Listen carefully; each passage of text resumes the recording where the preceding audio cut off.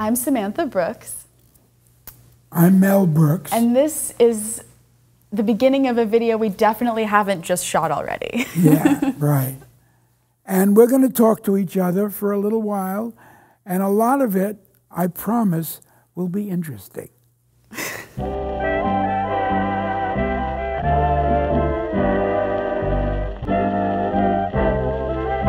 Samantha's my granddaughter, by the way. Right, yeah. I forgot to mention that. We're also very good friends. Yeah, and we're good friends, and we like each other. That's in always addition important, to being right? relatives, right? Yeah, that's good. So my very first question, do I call you enough? You call me, when you call me, you talk a lot, and it's great. But I would like more calls, and I'd like to see you, and you're in New York, and I'm in LA, and that's the problem. I don't get a chance to see you, enough of you. Because sometimes at the end of a phone call, you say, call me in a couple of weeks. And I don't know if that means 1 week, 2 weeks, several months, and I don't want you to think I like you too much. So Call 2 weeks. When I say a couple of weeks, I mean no more than 2 weeks.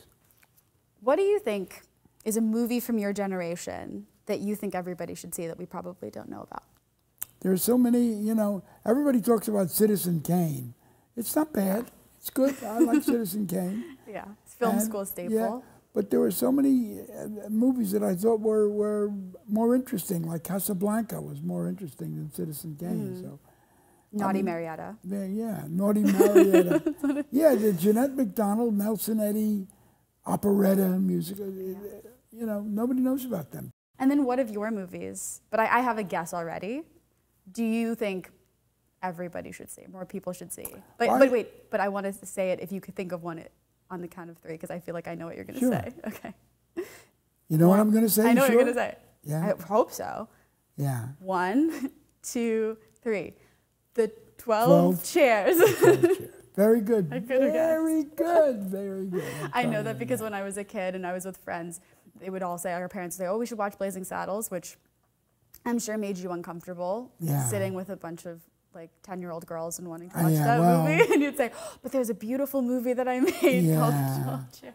It's, you know, I'm very proud of, you know, of a lot of my movies. And but some movies have to be seen when you're age 12 and not until 12. Blazing Saddles, wait till 12. You know. But there are some like Robin Hood you could see when you're 6. Anyway, I jumped from one movie to another. Some I wrote all by myself, like the first one, The Producers, without any help in the writing. And so, another one I did was History of the World. It was one chapter after another. So I really didn't need other writers. I just went from one segment of history to another. So it was like writing 5 little movies, you know. Did you prefer writing with other people or writing by yourself? Sometimes I missed writing with other people. Like, I learned writing with other people when I was in television with the Show of Shows, Sid Caesar, Imogene Coca, Carl Reiner, Howie Morris. And it was a gang of us. And some very talented people. And then, but every once in a while, I didn't want to be bothered by other writers' thoughts. I just wanted to say my own thing, and it worked out. You were telling me the other day about the inspiration for Max Bialystock. Can you tell me about that? Well, it was right after the war, and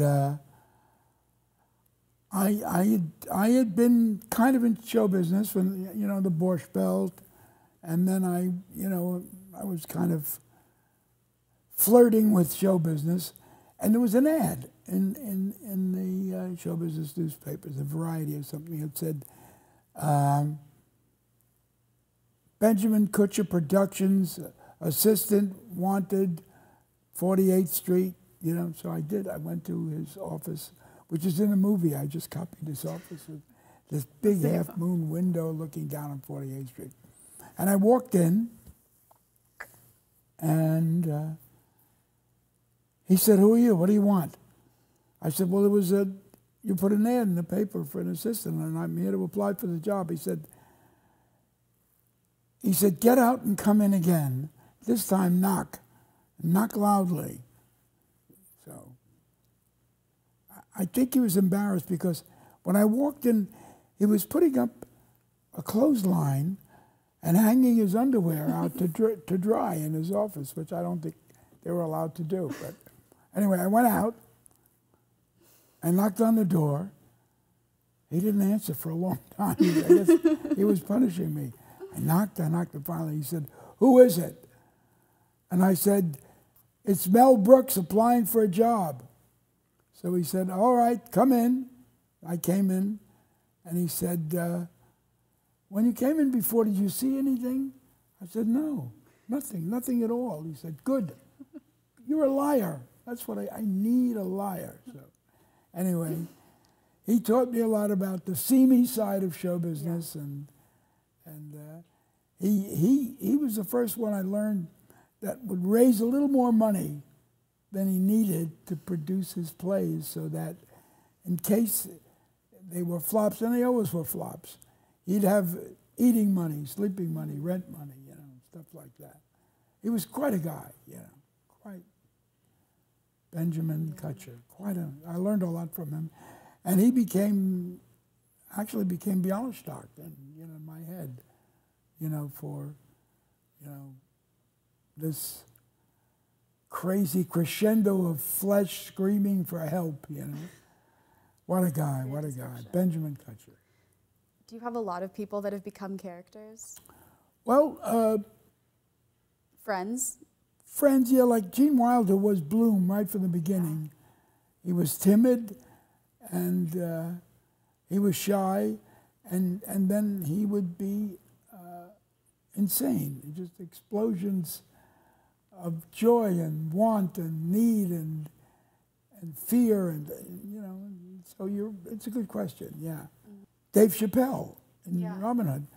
He had a winning voice and a winning way, and I was drawn to him immediately. And out of the 6 or 12 people that came in to be Robin Hood's sidekick, it was definitely, I just knew I was drawn to him. Mm-hmm. Dave Chappelle. He was sweet and funny and kind of innocent. Mm. Yeah. How did you feel transitioning from television into movies? I loved movies because movies allowed you. Yeah, there you go, movies. I love it. That was That's yours. Yeah. So today I came in wearing this, and I said, "Oh, we could be matching," and it turns out that we can't be matching because this is Grandpa's sweatshirt. I sent it to you. You mailed it to me, and I didn't know you mailed me the actual one until now. I'm very moved by that. Oh, wow, I love you, and you wanted it, and I knew it would be perfect for you. Gotta make it nice and smooth. So you loved movies. So movies what movies gives you that TV doesn't is time. Time to develop character, time to tell a story, time to set you up for what to root for. There's a big difference. In TV, I mean, you're just stuck to, better get the comedy out because you don't have any time. Mm-hmm. So I love movies. TV is very, very valuable, but movies are so much better. They're so much more comfortable in terms of storytelling. So speaking of how movies are better than TV shows, you have a TV show coming out next year. History of the World Part 2, which I've gotten to be a part of, and it's been so much fun. Well, when Nick Kroll and Wanda Sykes and Ike Barinholtz, and they came to me with this proposition, I said, great. They're people with good taste, and more than that, they're a little nuts, they're a little brave. And they're ready to risk, and that's what makes great comedy. I mean, that Johnny Knoxville as Rasputin is insane, but it works. Yeah. Johnny, I mean, it just from somebody from Tennessee being a Russian, aristocrat. It's just But he's great, and it Yeah, works. I mean, they got a lot of guts. Yeah. And I feel like something about you and your love of movies that maybe people don't know is that it's not just about the comedy. I think you have such an appreciation for beautiful things, for romance, for an appreciation of the leading man of the classic Hollywood Exactly. movie. When I was 6 or 7, and when I'd see a Fred Astaire, Ginger Rogers movie, just the floors alone, the floors that they danced on, big black and white squares forever. Giant windows, drapes.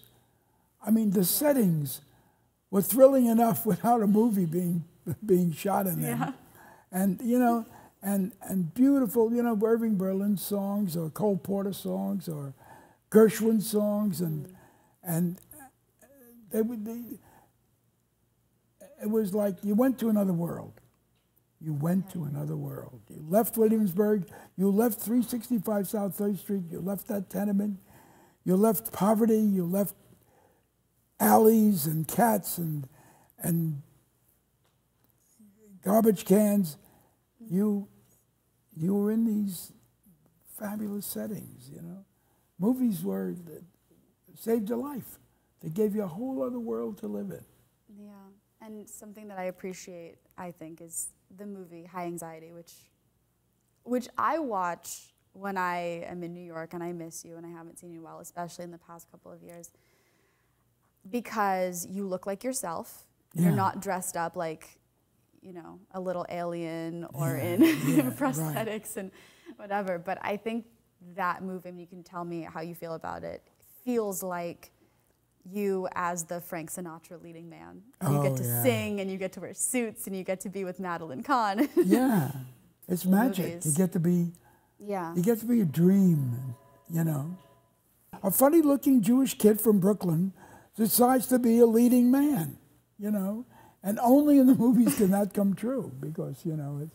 Do you actually have a fear of heights? You do, right? I do. I have a fear of heights. I was able to lean on it, and my scream is real.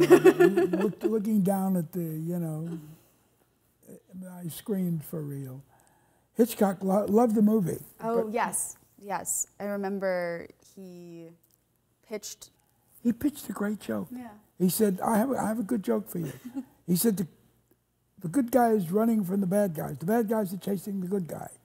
And he's running for his life, and he finally ends up at a wharf, and there's a ferry, but it's about 12 feet away. But he leaps with all his might to get away from the bad guys, and he lands on the deck of the ferry, breathes a great big sigh of relief, and then realizes the ferry's coming in. It's not leaving. So it was so good. I said, that's a good, and I never told him I didn't shoot it because it was too expensive. Right, I mean, you have to, that makes a lot of sense. All right, I have a question. Question. Why did you choose show business? This is the Mel Arms. Yeah. This is your like. Yeah. This is the only time I think we look very alike. Yeah. Exactly. It's the teeth. Exactly. Why did you choose going into show business? You know, when I was a little kid, really little, I must have been exactly 9 years old. My Uncle Joe came by in his big checker taxi cab. He was a cab driver. He was only about 4 feet tall. So when you saw a cab come down the street without a driver, it was Joe.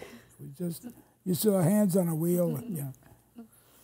And he said, Melvin, I've got 2 tickets to a new show on Broadway called Anything Goes, and would you like to see it? I said, what would I? The answer is yes. He said, get in the back. So I got in the back. He said, get on the floor. I said, Uncle Joe. He said, get on the floor. He says, because when my flag is up, it means the cab is empty. If the flag is down, there has to be a person in it, and the meter has to be running. But I don't want the meter to run. So I'm going to keep the flag up, and you're going to lie down on the floor. So in case the cops look in, I said, okay. So I lay on the floor, and I knew when we were going over Williamsburg Bridge because of the thrum of the metal grating. And then I looked up, and there was 42nd Street. There was the Chrysler Building. And then we got closer and closer, and then he pulled into the Alvin Theater on 54th Street, where there was a sign that said, Cole Porter's Anything Goes, starring Ethel Merman, William Gaxton, and Victor Moore, Billy Gaxton and Victor Moore. And it's the first show of any kind I'd ever seen. I was 9. And I said, how come you got tickets? He said, because Al, the doorman, I take him home to Williamsburg every night, you know, for nothing. I pick up the doorman at the theaters and drive them home, and then the quid pro quo, you know, is they sometimes get seats for me, and you know, on the shows. This is great. I said, I can't see the stage, Uncle Joe. He said, look down, way down there. We were in the second balcony. I said, oh, there. And then Ethel Merman came out without a mic. She was a mile away, and she sang Anything Goes, and it was ear-splitting. Anyway, the show was the comedy was great, the songs was so, that beautiful ballad all through the night, and then Blow, Gabriel, Blow. That was the end of the first act. And that was my audition song. It was just so beautiful. It was so thrilling. And on the way back, I could get back on the floor. Take me back where you were. And I said, Uncle Joe, I'm not going to the Garment Center, because I knew that everybody in Williamsburg, everybody at least in 365 South 3rd Street, worked in 7th Avenue in the Garment Center. And you know, and I was just destined to become a shipping clerk or a cutter or whatever, you know, in the Garment Center. And I said, no, I want what I've seen. I want that beautiful, that magical stuff I saw on the stage. I want to be there. I want to do what they do. I'm not going to go to the Garment Center. I'm going to go into show business. And with the few interruptions like World War II, I did. I went, I did, and and had I not seen Anything Goes, I might have missed the thought of even being in show business, because, you know, it's not, you know, it's like eating at a fancy restaurant when you're a poor kid. You just don't, you know. So a magical career in show business is not for a poor kid, but there's some poor kids that, like myself, to decide it is for me, and it's been a great life because of it.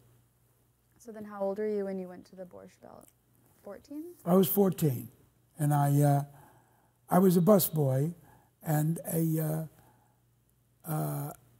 relief actor in case nobody ever got sick, and I didn't want to root for it, but I was hoping somebody would break a leg so I could be on stage, and my prayers were answered.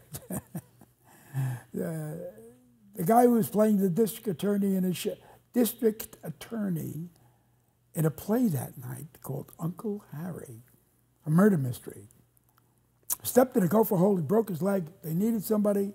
I stepped in, and first the social director said, "Yeah, he's too young. This is a DA, a district attorney."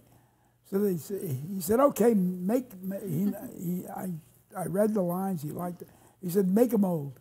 So they gave me a wig. They gave me a beard.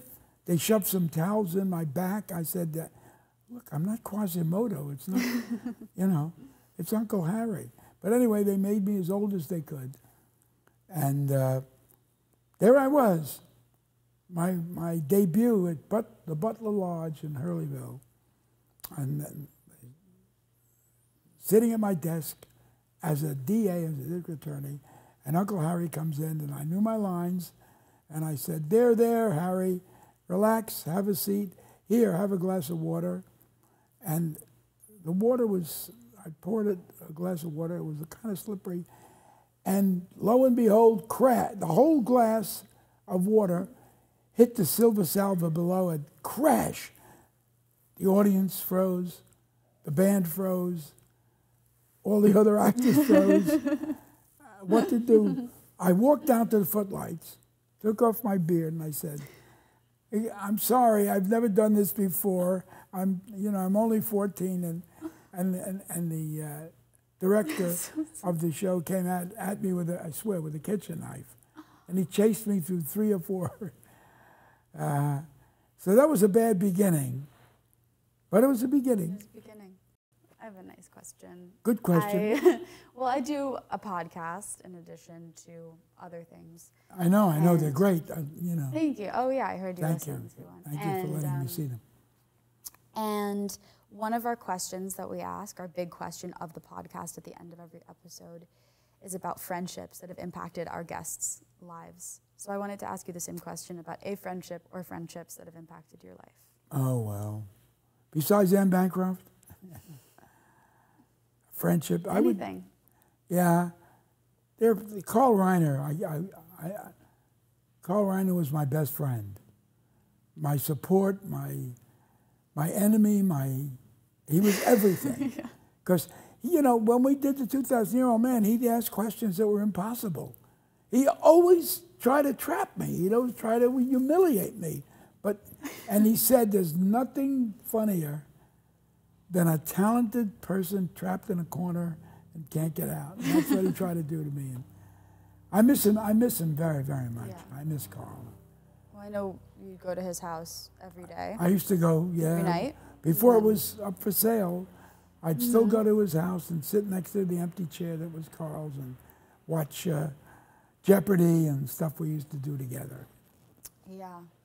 Something that I really valued growing up was that with you, the fun just keeps going and going and going. Yeah. And I think I got that from you, is that... Carl loved you because, remember, Carl had these pillows? Yes, he had pillows with feathers. With feathers. And you just pluck the feathers out, put them in a plastic bag, and sometimes you'd pull out a big one, and it was a very exciting feeling. Find the sticky thing and pull it out. Pull it out.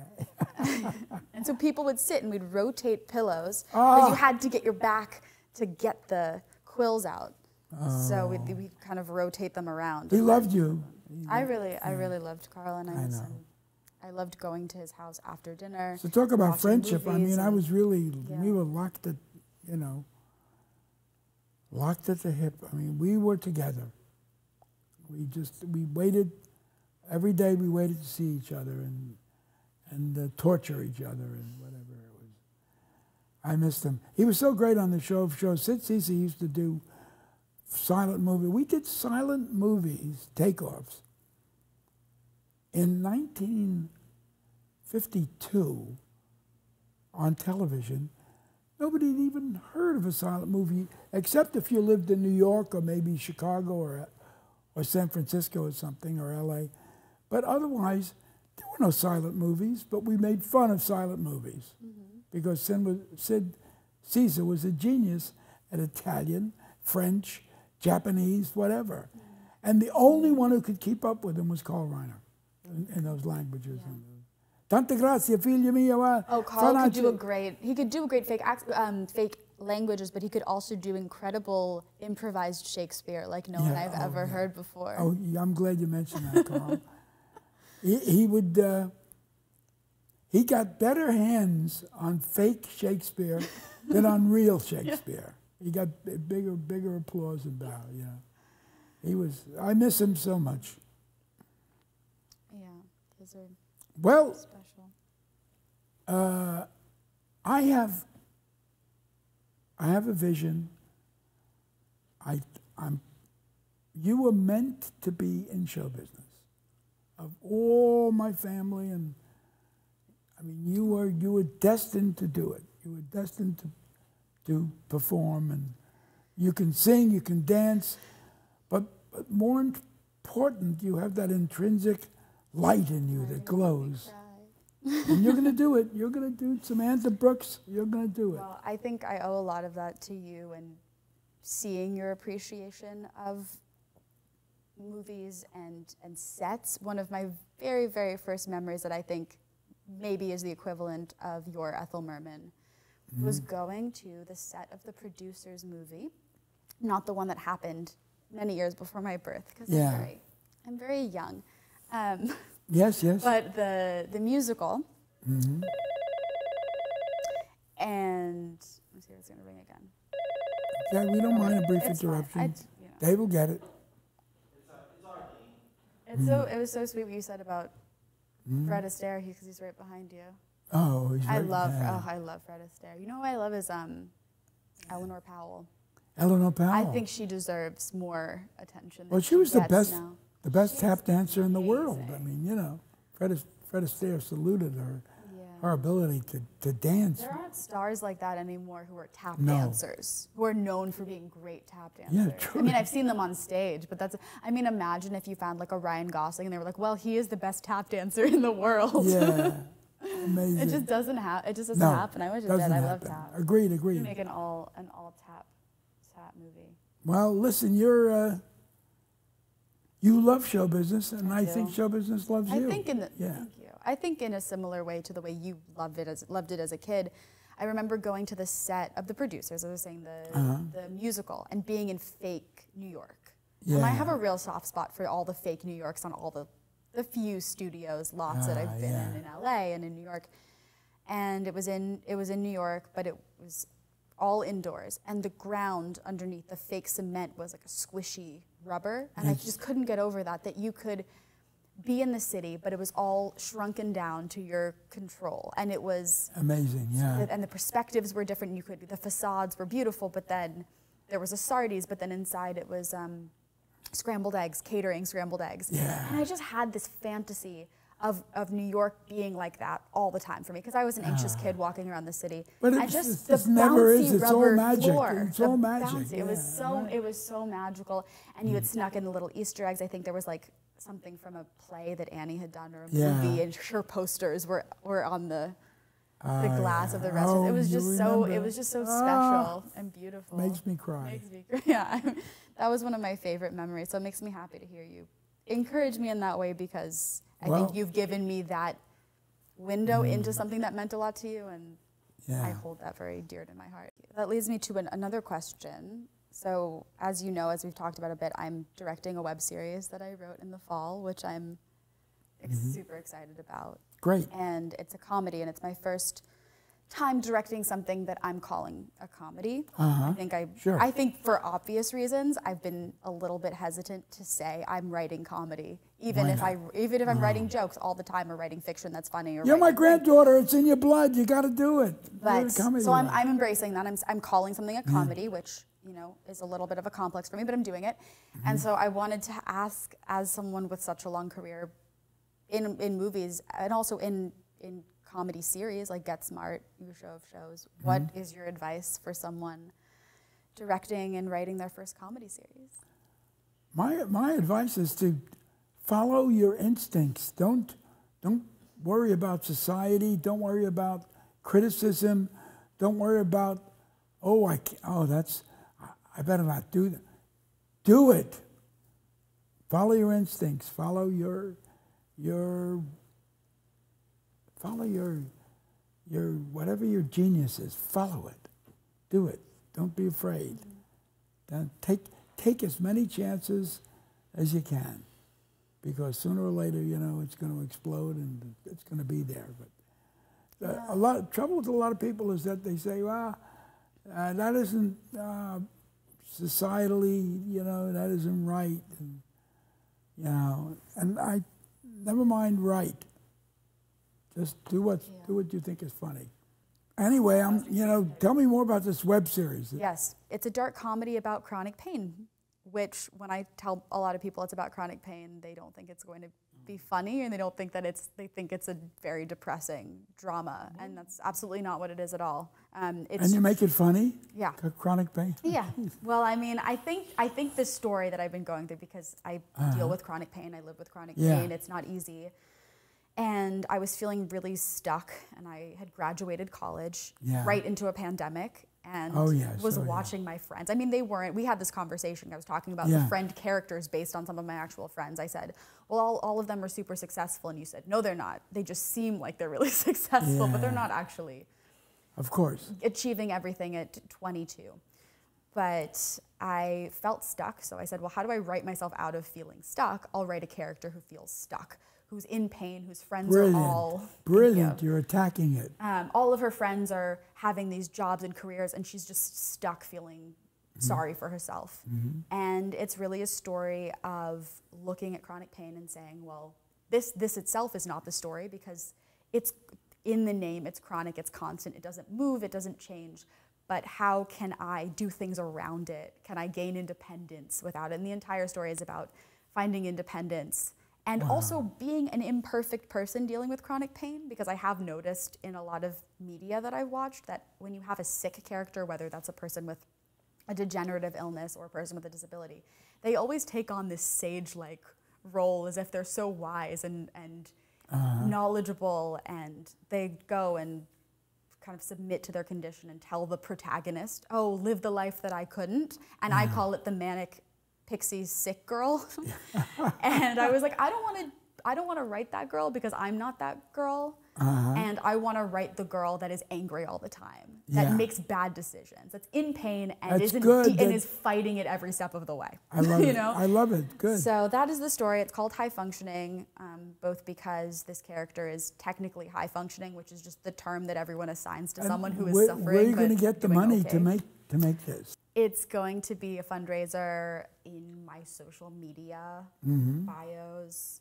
The series is called High Functioning, and people can donate to make the story happen. And I'm very excited, because I think stories about disabilities and chronic pain made by people dealing with those are absolutely necessary, especially comedies. Comedies are fun, and I would love for people to get to be a part of it and make it happen. It's pretty weird. Chronic pain being a subject of a comic series is insane. Yeah, well, I think some of the people that I know, when they're dealing with pain, whether it's physical pain or emotional or grief or whatever it is, humor always kind of finds its way into these situations in unexpected ways, and it's how we cope, and it's how we get through. And I think without my sense of humor, without my friend's sense of humor, I would be a lot worse off. So why not?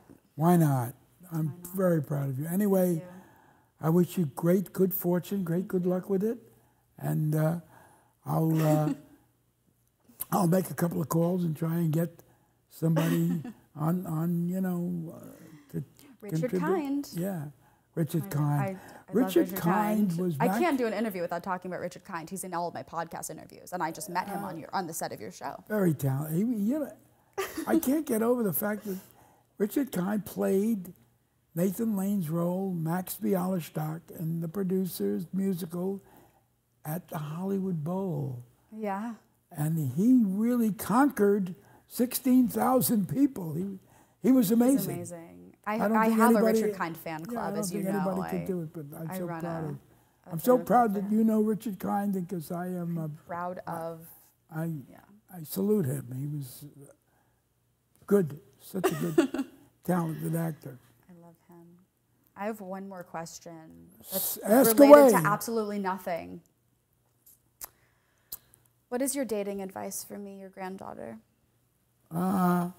It's changed a few times, so I want to know what it is today, because I feel like sometimes it's one or the other.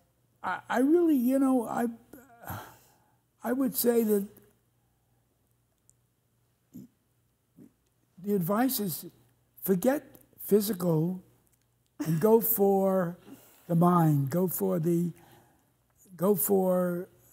somebody with an adventurous spirit and with creativity, because that's what you could lock into. A good-looking guy can be empty. He could be empty. So you can't go for looks. If you got a smart guy with looks, great. But looks second, looks third. Yeah. Creativity, humor, joie de vivre, love of life. Yeah. That's who you should be attracted to.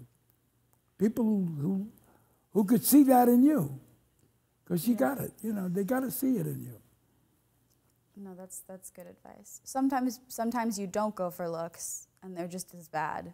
Yeah. But And then, yeah, it's true, it's true. Well, you know, you'd know within a month whether somebody was up and at 'em and good, and you know, or whether he was, you know, a pain in the neck. A con man, Yeah, that's what you say. Man, right. That's what you always say. Yeah. Anyway, I love you. I love you. Thank you so much for talking to me today. We'll do this again. We'll stay in touch, and you know, every once in a while, you know, I'll check in on chronic pain. You'll tell me every phone call starts with, "How's your stomach?" Yeah, right. How's your stomach? Yeah, right. We do bad, that. Also bad. So great. We're tough. Anyway, I'm very proud of you. Thank you. Really. Okay, Dave. And so the interview has come to its natural conclusion. I'm good. I cut myself.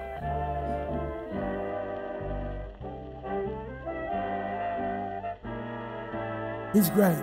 He's been, you know, over 20 years. He's been my assistant and my pal, and he's very smart. The best.